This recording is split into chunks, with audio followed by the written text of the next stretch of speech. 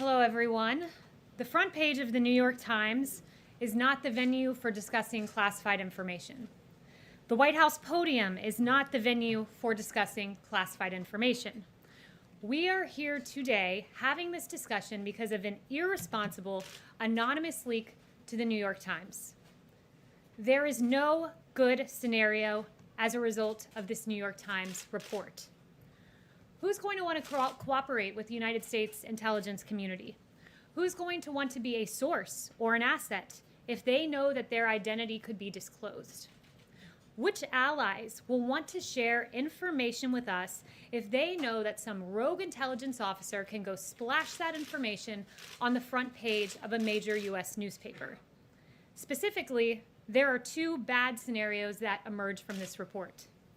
Number one, this report makes it more difficult to come to a consensus on this matter to verify intelligence. And number two, this level of controversy and discord plays directly into the hands of Russia and unfortunately serves their interests. Since before President Trump assumed office, damaging and oftentimes erroneous leaks seeking to undermine or delegitimize the duly elected president have been published. According to the DOJ, classified leaks surged in this administration. There were, under President Obama, just 39 on average criminal leak referrals. In this administration, we've seen 100 criminal leak referrals to the DOJ in 2017, 88 in 2018, and 104 on average per year. We have seen targeted leaks of classified information against this president, and it is irresponsible. Phone calls with foreign leaders, meetings with government officials, and now reports of alleged intelligence. Make no mistake, this damages our ability as a nation to collect intelligence. As the National Security Council noted just yesterday, to those government officials who betray the trust of the people of the United States by leaking classified information, your actions endanger our national security. The ODNI said the selective leaking of any classified information disrupts the vital interagency work to collect, assess, and mitigate threats and places our forces at risk. It is also, simply put, a crime. And finally, the CIA said this, that leaks compromise and disrupt the critical interagency work to collect, assess, and ascribe culpability. To the anonymous sources who leak classified information, you should know this. You may seek to undermine our president, but in fact, you undermine our country's safety and our country's security. And with that, I'll take questions. Kristen. Thank you, Haley. When did White House officials first learn that this intelligence about Russian bounties existed?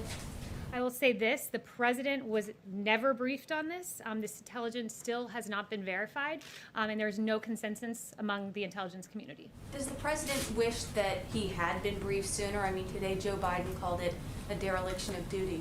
This is a piece of intelligence information that had no consensus, has not been verified, still to this day has not been verified, and there are several intelligence agencies on the record noting that. You have the Department of Defense saying that they have no corroborating evidence to validate the recent allegations. The NSC allegations in recent press articles have not been verified or substantiated by the intelligence community. And the ODNI, we are still investigating the alleged intelligence referenced in recent media reportings, but that didn't stop the New York Times from putting it on the very first page of their newspaper and stopping us from getting to an ultimate conclusion and an ultimate place of having a consensus on the alleged intelligence.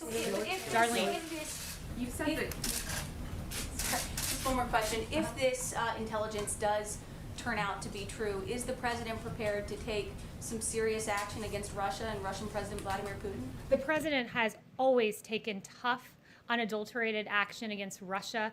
We saw that there's no diplomatic presence on the west coast of our country of Russia because the president closed the consulates. We saw he expelled 60 Russian intelligence officers, sanctioned hundreds of targets, withdrew from the INF Treaty, the Open Skies Treaty, tried to halt Nord Stream, still trying to do that, impose visa sanctions and many other actions. So make no mistake, This president is prepared to act and will always act in protecting our American troops.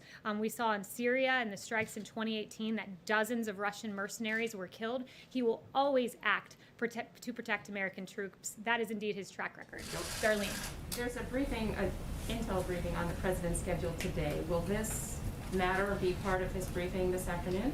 The president has been briefed on what is unfortunately in the public domain because of the New York Times and the irresponsible leak. Yes, he has been briefed, but that does not change the fact that there is no consensus on this intelligence that still has yet to be verified. I have one more question. Yeah, Darlene? On another subject, Republican allies of the president like Kevin McCarthy and Lamar Alexander have said that it would be great if the president would wear a mask in public sometimes to set an example. How much weight do words from McCarthy and Lamar Alexander carry with the president? The president has said he has no problem with masks, that he encourages people to make whatever decision is best for their safety and to follow what their local jurisdictions say. CDC guidelines are still recommended but not required. And the president is the most tested man in America. It's his decision whether to wear a mask. Justin. That's to set an example. Justin. I wanted to loop back on you saying that the president never been briefed. There's, I think, some dispute over whether in February his PDB included this intelligence information, so I'm wondering if you can say whether or not, he may not have read the briefing book that he was presented with, but was he at some point at least given access to this information? So the PDB is a top secret document that is widely disseminated among government.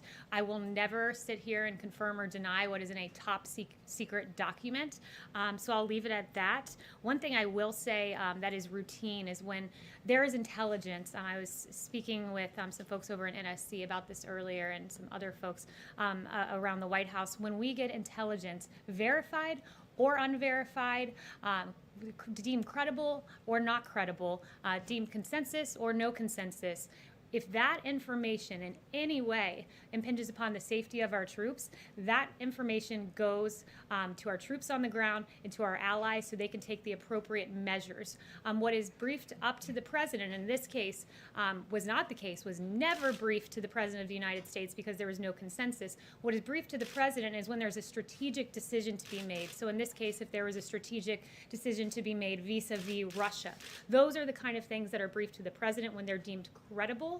But in this case, it was not briefed to the president. There's no consensus. It was not credible. But make no mistake, this president will always protect American troops. I mean, sorry, just to follow on that, I think there's 2 points. One, I would say that press secretaries in the past have disclosed in certain instances what was in the PDB. But secondly, I mean, this is a relevant issue because I think critics have already seized on this and said, well, if the president isn't reading his PDB, he might not know that there are these policy decisions to be made, right? If a president was presented with this information, it's unverified, he could be alarmed, change his posture towards Russia, conceivably ask intelligence officials to work harder to determine whether or not this was true, make a series of judgments. And so I guess more broadly, I would re-ask the question of whether it was in his material, but ask you maybe to defend why the president isn't necessarily reading his PDB when there are these types of issues that could arise. The president does read, and he also consumes intelligence verbally. This president, I'll tell you, is the most informed person on planet Earth when it comes to the threats that we face. You have Ambassador O'Brien, who sees him in person twice a day, who sometimes takes the upwards of half a dozen calls with this president. He's constantly being informed and briefed on intelligence matters.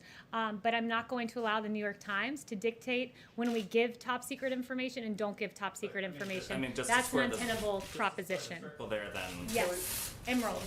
Thanks, Kaylee. Does the White House have any comment on Bruce Orr testifying before the Senate Judiciary Committee on the Hill today? So no comment on that specifically, but what I would say more generally is that what Bruce Orr and others in the Obama-era government have to answer for is quite substantial. When you had a dossier full of lies weaponized against this president, Bruce Orr's wife, of course, being involved in the creation of that dossier, which was funded by the Democrat National Committee and in coordination with the Hillary Clinton campaign and was used to spy on the Trump campaign to be the basis for 2 FISA warrants, to launch a 3-year investigation into Russia collusion that ultimately ended in an exoneration of this president and an immense waste of taxpayer dollars, Mr. Orr and many others have a whole lot of questions to answer for. Why was it behind closed doors? Why wasn't it televised given the public interest in these players in the Russia investigation? That would be a question for Congress, but I think the public deserves to know Mr. Orr's answers on those matters. And then one more, if I may. Opened about leakers. Democrat lawmakers are calling for a briefing from intelligence officials. They aren't satisfied with the White House personnel today.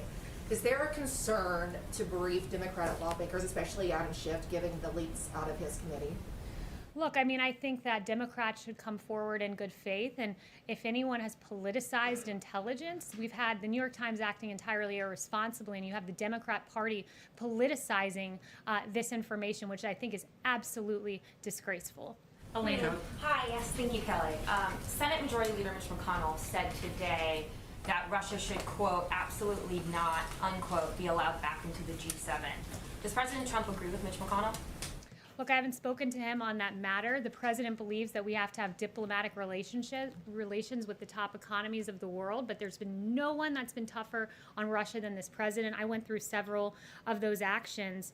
And also, I would note that when it comes to acting on viable, actionable, credible intelligence, there has been no one who has acted more forcefully than this president. He has a track record of that. He has made protecting our American troops overseas his highest and strongest priority. As you know, Soleimani was responsible for the deaths of 600 Americans and thousands maimed from, quote, explosively formed penetrators, other improvised explosive devices, improvised rocket-assisted munitions, rockets, mortars, rocket-propelled grenades, small arms snipers, and other attacks in Iraq. This is what Soleimani did to our American troops.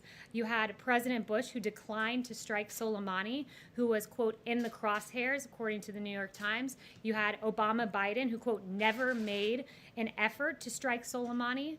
But you had this president who, when he had actionable intelligence to protect American troops, he did it. He took that option. He was criticized by Democrats. Democrats condemned Trump's strike on Soleimani, as your publication Axios had in a headline. NBC said Democrats demand answers on Soleimani killing. Politico top Democrats blast Trump's false justification for Soleimani killing. And The Atlantic asked, why kill Soleimani now? We removed Soleimani from the battlefield. President Trump did to protect our American troops based on credible intelligence. He did the same with al-Baghdadi, who was responsible for 300 public beheadings, who killed thousands of captured prisoners of war. When this president had actionable intelligence, he took action, criticized by Democrats for it, but that's what this president does. He acts in defense of our American troops. Sorry, David. just a follow-up, Kelly.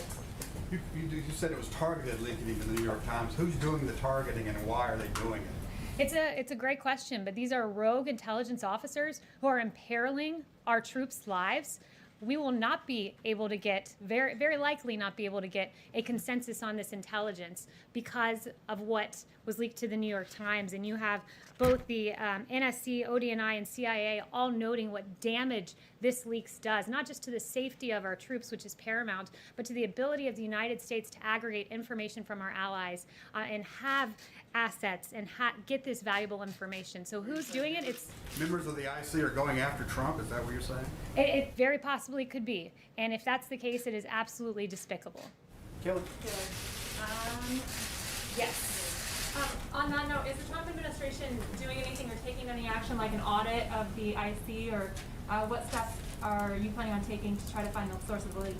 Well, make no mistake, the DOJ has done several criminal leak referrals, 120 in 2017, 88 in 2018, 104 on average per year under President Trump. So we do take those steps. And we do have a president who ultimately, when it comes down to the safety of our troops, he doesn't take impulsive action, he takes deliberate action. And we saw that in the killing of Soleimani and the killing of al-Baghdadi and the protecting of our troops. And at the same time, when you had Iran who shot down a drone, he chose not to strike back in that instance. distance. He chose to protect civilians, to protect our troops. It was the measured response. It was proportionate response. And ultimately, the ultimate way to protect American troops is to not get into needless foreign wars. This president is on record for decades and decades and decades opposing foreign wars. In Iraq is a great example, nearly 2-decade war. You have this president who, when Washington was unanimous in saying, we're going into Iraq, this president said, no, that's not the right decision. He's wound down our troop presence in Afghanistan and Iraq, and he's ultimately protected American troops and kept this country safe. And this president has a very strong foreign policy record to be incredibly proud of. Thank you. Kelly, take a question. Kelly?